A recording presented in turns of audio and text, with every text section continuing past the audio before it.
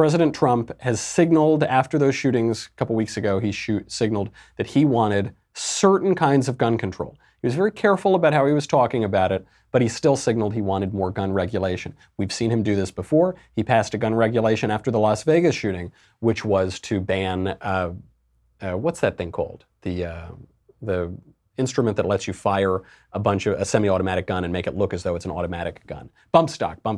So he banned bump stocks, which was completely pointless. It's not going to save any lives. It is a rounding error. It's nothing, but it's a virtue signal. Forget the fact that the vast majority of people who are killed with guns in this country are killed by handguns, not by AR-15s, not by any other guns, and certainly not by bump stocks. He still banned them, I think, sort of pointlessly. Now, the New York Times is reporting, so take it with a grain of salt, that President Trump is considering more gun control. They write, quote, Mr. Trump on Sunday telephoned Senator Chris S. Murphy, a Democrat who has been one of the leading voices in Congress for gun control, an indication that the president is interested in pursuing legislation. Earlier in the week, Mr. Murphy had contacted the White House to indicate that he was willing to work with Mr. Trump on the issue, which prompted the call. The conversation was positive, with Mr. Trump indicating that he was serious about persuading Republicans to act, according to officials familiar with their discussion.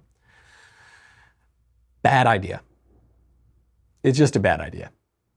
There is no gun control law that would have prevented the shooting. Not the shooting in El Paso, not the shooting in Ohio, not the many, many, many, many more shootings that are not talked about in the mainstream media. Not all the shootings in Chicago, not all the shootings all around the country, not the gang violence, not the drug violence, not the suicide, which is that's the majority of gun deaths. It won't stop any of that. It will just take away our liberties for no reason other than to empower the left and to empower the government, which in the long run is the left. And the left is the government in the long run. A very bad idea. It's just emotional. I mean, the New York Post had that awful editorial a couple of weeks ago. It said, we need to ban assault weapons. Even though we can't define assault weapons, we need to ban them. And not just the cosmetic features, but the features that really differentiate assault weapons from other rifles, even though there aren't any features that substantively differentiate assault weapons, quote unquote, from other rifles. There's just nothing. It's just, we need to act now. It's this constant push of emotivism. Of, I don't care about the facts be damned, I need to feel better about myself. This gets you into a lot of trouble, and not just at the political level, it gets you into trouble on the culture, it gets you into trouble on religion. We'll see that with a major evangelical figure apparently losing his faith. We'll see how it's actually the same cause. It's this emotivism.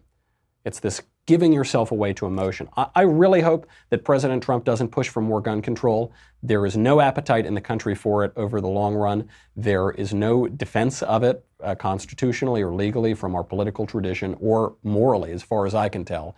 And I think it's just him being suckered in on this emotivism by Democrats. Now, Trump is not a sucker. I hope he doesn't allow himself to be played as one. And if he does push for gun control, as it appears that he may be trying to do, I hope that Senate and congressional Republicans stand firm and do not give an inch on it. It's stupid. It's just a terrible idea. And I suspect it's being pushed by forces around the president that are left-wing to begin with.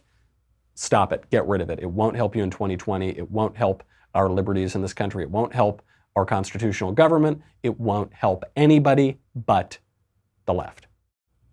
Thank you for tuning into the Daily Wire, one of the fastest growing conservative media outlets in the country. If you enjoyed this video, and frankly, even if you didn't, please be sure to give it a like and subscribe to our YouTube channel so you don't miss out on any of our content.